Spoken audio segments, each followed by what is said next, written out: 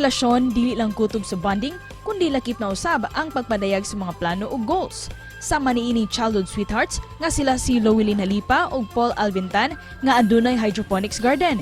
Tinguhan nila nga mapalambo pa ang ilang harden aron nga makaangkon og healthy diet and living ang mga tao pinaagi sa ilang gipamaligya nga mga utanon. Kanug buntaga, makisayod kita sa ilang maka-inspire nga love story dinhi lang sa GMA Regional TV Live. Magpartner ko ni sila sa kinabuhi mga kapuso og sa negosyo. Pakisayra nato ilang gikabisihan rong panahona. Makauba nato Paul Alvintan ug si Llewellyn Halipa. Maayong buntag Sir Paul ug Ma'am Lenlen. Welcome sa GMA Regional TV Live. Paki-greet sa atong mga viewers, sa inyong pamilya of course, ug mga relatives and friends. Hello, maayong buntag kaninyong tanan, especially sa atong mga viewers din ha. Most especially sa amo ang families, Halipa, Zenoria family. Maayong buntag sa tanan, sa atong mga viewers, sa Tan o Baterna family. O sa Maayong tanan buntag. mga Midilianos. Maayong buntag kaninyong tanan. Salamat for joining us this morning, Ma'am Len og Sir Paul. Una ta maghisgot ini inyong patok ayo nga negosyo karon. We learned kuno nga childhood sweethearts da imong duha. Pila naman mo ka years together? 12 years Yes, and sir. 8 months kami karon nga mag-uyab. Can you share Yes to sir, us? sukad pag high school na mo sir. Sukad pag high school na mo sir, nag-uyab na sir kay kakita mami adto nga ang kanang kakilig moments nga makita na to nga ganahan kita sa katao nga paninguhaan gyud nato unsay ways para makaduol ta siya ha. Ma'am Len, unsa may sinugdanan Yes, inyong sir. love story dihang misugod na og ibid-ibid si Paul? Actually, sir, opposite jud ang among feelings sa that time. Like, diba sa ingon nga siya yung murag itsuraan namong duha, but that time, wala jud kay crush niya. So, nagpatabang na siya sa ako ang mga best friends nga mga babay. So, iyahang gi-friends ang akong mga classmates. And then, dito mi nag-start og kanang kuan. Nanay communications between among duha. Pero karon naka sa abroad sir, layo-layo gyud di Africa. Ma'am Len, ikaw na diri sa Pilipinas sa Sugo. Dili balisod ang LDR? Difficult kay ang LDR sir. Kay every time example kay diri sa mga stress kay sa work. Nya niguli na mo diri sa moang rooms, wala mong loved one. Wala mo take care sa moa. Walay mo hamuma kung gikapoy mi or nabay mi kanang gikasab-an mi sa obos.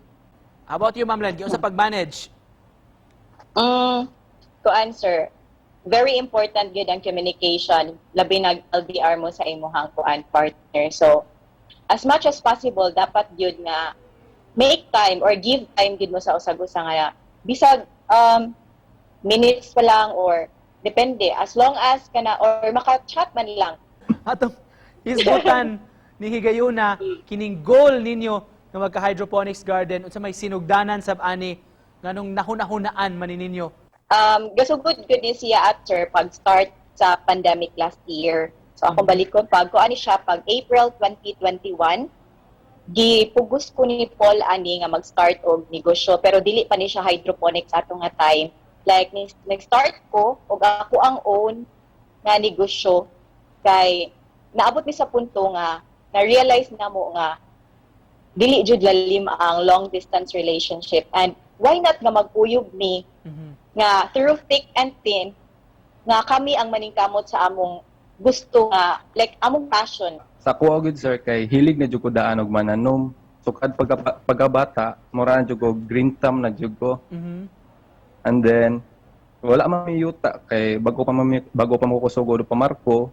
So nangita jud ko ways through online, YouTube, tanan internet. Basta makakita lang ko ways nga maka-grow ko nga efficient. So mo to na stumble upon akong hydroponics. Kay hilig mo sa akong pananom, ni pursue gyud ako sir. Bisa pag wala ko nakita sa mga community na nakita na ako information nga nakuha sa internet, ako jud paninguhaan nga makaya gid. Sukad na sugdan, Ma'am Len, ikaw magyo na diri sa Pilipinas na Cebu nga nag-manage ani. How has this business grown, ma'am? Ug asa naman mo supply sa inyong fresh lettuce? Kuan sir, diri pa gid mi sa amo ang kuan municipality. Mhm. Na nagkuan nami sa Daan Bantayan and din sa Bugo City. Mhm. Since kapamilya raman sad namo ang mga nagpuyo diri, Mhm. pero wala pa jud ingon nga mga big stores or kanang mga dagko nga tindahan nga Mhm. isupplyan. Alright, pasensya kayo, limitado to oras sa television. Isip panapos lang, Ma'am Len, Sir Paul, mga imigmensahe ninyo nga buti ipaabot sa atong mga viewers rong buntaga. Sa among mensahe lang para sa ato ang mga viewers, most especially sa ato mga kabatan-unan karon, I know nga nindot i-enjoy ang life, but you also have to save, invest your money, and then kung nakita na nimo ang imong passion nga gusto nimong buhaton, you have to master it, i-hone nimo ang imong skills, and then believe in yourself and never give up lang good. Never surrender. Yeah. Never surrender. Any challenges, challenges is normal. Naago na siya. Sa tanang field sa itong kinabuhi, naago ang challenges, but never give up. Push through good. Keep moving and learn. Good Yeah. key, learning. Alright, thank you so much for joining us this morning. Pagpaambit sa inyong istorya sa kinabuhi. Sa Gugmag, of course, tips sa negosyo. Labi na nga, awhag na to sa itong kaigsuunan nga mag-healthy living na ta. Sakto ba? Sir Paul, Ma'am Lenlen, daghan kaing salamat sa pag-uban ka namo. Amping mo. Thank you so much. Sige sir. Thank you so much sir. Thank you. Thank you.